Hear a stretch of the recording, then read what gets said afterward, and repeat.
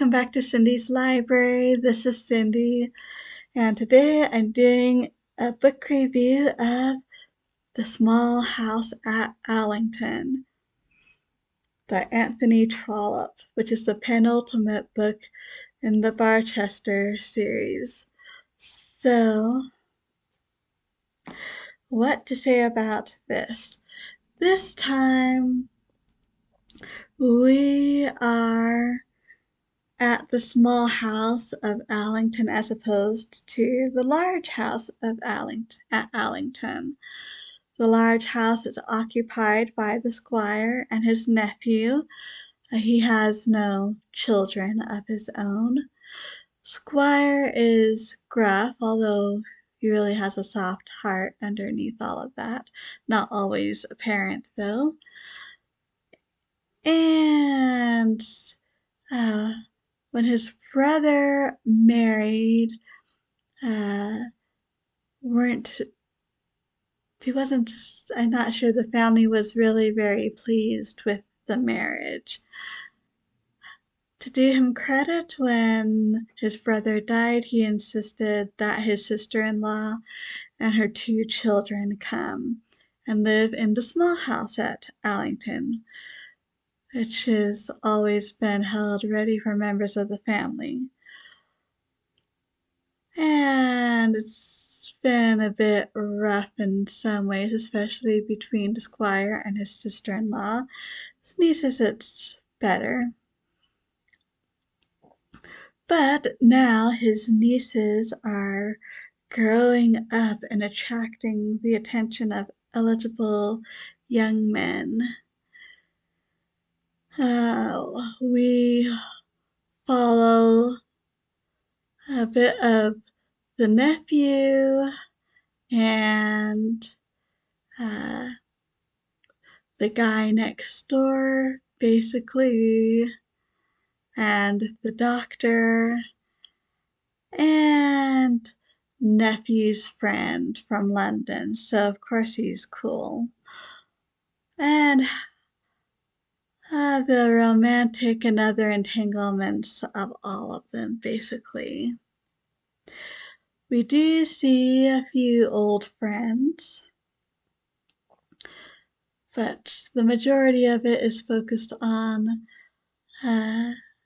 this group at Allington and people connected with them. This one is interesting because ordinarily Trollope, he loves the traditional happy ending with everyone getting married, etc. And we do get some of that here,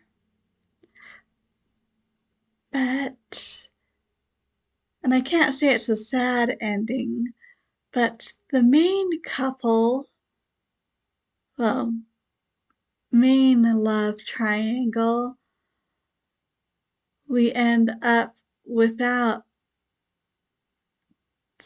the right marriage on the one hand and without any marriage on another hand. So that I find very interesting for a Trollope book. We'll have to see if things finally get resolved in the last book, which I hear draws threads from all of the previous Barsetshire Chronicle books. So, oh, and I also can say we meet as a young man, although he's already in politics and has started making a name in politics, young Mr. Palliser. He is the one that the Palliser series apparently focuses on, so we meet him first here. Interesting glimpse. It'll be interesting to follow him further, so we will have to see. The main reason why we are introduced here, well, aside from a couple scenes in London where he's at the same parties basically that another character is at, He is the nephew of the Duke of Omnium and will someday be the Duke of Omnium himself. Nephew? Yeah, I'm pretty sure nephew. And so his uh, uncle, the Duke of Omnium, we already met him mostly in Framley Parsonage.